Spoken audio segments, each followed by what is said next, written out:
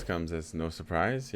Anytime the dealerships are going to be able to make a boatload of money or make a little bit more money, they're definitely going to take advantage of, especially if they find out that people really are loving the new Land Cruiser. No surprise here, especially the first edition. They're going to milk as many of you consumers that are interested in purchasing these brand new Land Cruisers. Anyway, make sure you guys hit that like button and subscribe, and we're just gonna go right into it. So, MSRP for the new Land Cruiser is about $76,000, but some dealerships are asking $19,000 or even higher, all the way up to $21,000, which is just a ridiculous amount of money. Which I would say, just wait. Unless you're impatient and you got a boatload of cash, then why not? Treat yourself. You deserve it. You work hard for your money. How dare you listen to any YouTuber telling you what to do with your hard-earned cash? But anyway, excitement for 2024 Toyota Land Cruiser is high, and dealers are cashing in. Despite carrying an MSRP of around $77,000, some dealerships are charging as much as $97,000 for the 2024 Toyota Land Cruiser First Edition. That's due to markups that reach as high as 21,000. Wow. Oof. But this is California. I'm sure this is across the nation thing. Anytime they can capitalize, they're definitely going to be trying to capitalize on that. There are certain special edition vehicles that came out, this year as well as last year, that dealerships are just like getting the greedy paws all over you.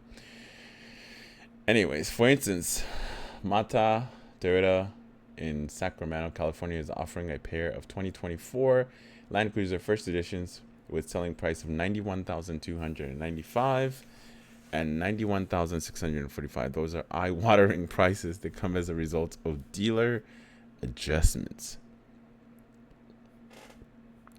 I can't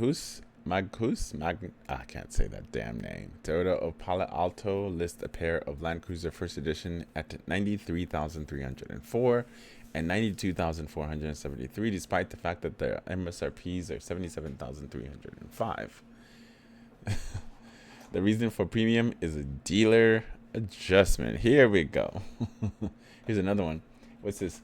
Thompson's family of dealerships. There ain't no family of mine. So they're requesting $97,000. Oof. Let me see, how much is my local dealerships offering it for sale, if they have any. They seem to me, my dealerships, at least the dealership where I'm close to, seems to be fair. The Toyota dealerships over here, they have their certain prices that they sell these vehicles for, MSRP. Usually they don't gouge too much, or they don't even gouge at all. They just usually like add accessories for about $2,000 or something along those lines, which I'm completely fine for buying those accessories, especially for a hot vehicle. I don't mind. As long as I'm getting something for my money, I'm all for it. It's when you're getting absolutely nothing for your money, nothing at all. You're just paying the dealership extra $14,000 just so you can be the first one in line that says, "I got it." You want to flex, you got some change in your pockets. As this is written, the biggest dealer adjustment we've seen is $21,000, first noticed by Auto Ping, whatever. The Land Cruiser is being offered by Concord Toyota again in California and has advertised price of $97,000, MSRP $76,000. Unfortunately, dealer markets are by no means unique to the Land Cruiser or for Toyota that matter. A quick look through our archives show dealers overcharging for all kinds of vehicles, especially those Hellcats. Ford Mustangs, Hyundai Ioniq 5, and I talked about that one too in a separate video about the price gouging when it comes to the Ioniq N. And don't get me wrong, the Ioniqs are an amazing vehicle. I had one, but it was in a car accident. That's going to be a separate video that I'm going to do later. Anyway, so Concord, $97,345, $21,000 in market adjustment. So let me pull up my local dealerships and see how much my dealership is going to be asking for them, if they have any, honestly. So that's the number one thing here. There's not enough inventory that's coming out to dealerships. So that's why they can do these kind of things, especially the first edition. But once these vehicles have started to, like, more in the inventory, like more of them are being made and shipped to the dealerships, then the markup will just dwindle until it is all gone. And that is, folks, the right time to purchase. You can usually try to get a better price, or you might just end up buying it for MSRP. Even certain Toyotas, like especially the TRD Pros or whatever, those usually demand a little bit more money because more people actually want them. Even TRD Pro, I've seen somebody pay, MSRP for it, and there's not much of a wiggle room, especially when these new Tacomas, the TRD Pros, when those come out. Ooh wee, the dealerships are gonna go insane. They're gonna go insane with the markups for those, because that truck is hot. So let me see my dealerships if they have any. So my local dealerships does not have it. There is none. When you go to models and trims, it's not even in their inventory, so they don't have any, or at least they don't have any that's coming in or anything like that. But this is what they advertise on their website. This is Toyota of Ontario. So one price, simple, no games. Because even right here, you can get the GR Corolla Premium Edition, and they're selling it for $42,000. Not even with the accessories or anything like that, which is rare. At the time when these vehicles first came out, every single dealerships were marking them up like insane amount. Packages and accessories. So $22.78 principal maximum shield protection plan provides interior and exterior surface protection as well as rip and tear benefits of new and pre-owned. Honestly, like, to me, all that stuff is just, I don't give a shit about them. If you can avoid it, you can, but some dealerships will just not include it. They'll still put it on there for you. Some is optional, but it's always a negotiation process when it comes to all that stuff.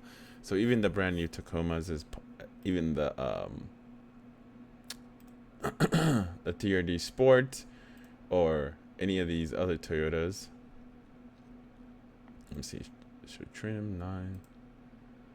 So we're gonna click that. Apply filters.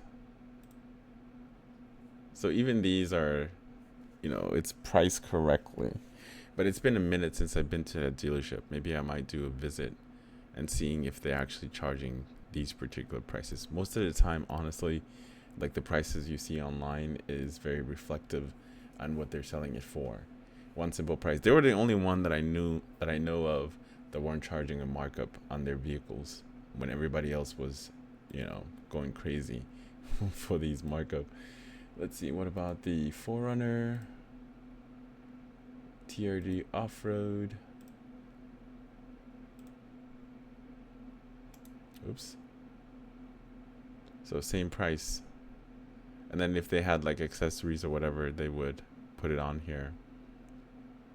But anyway, I just wanted to show you guys the Land Cruisers are definitely getting marked up like crazy, especially the first edition.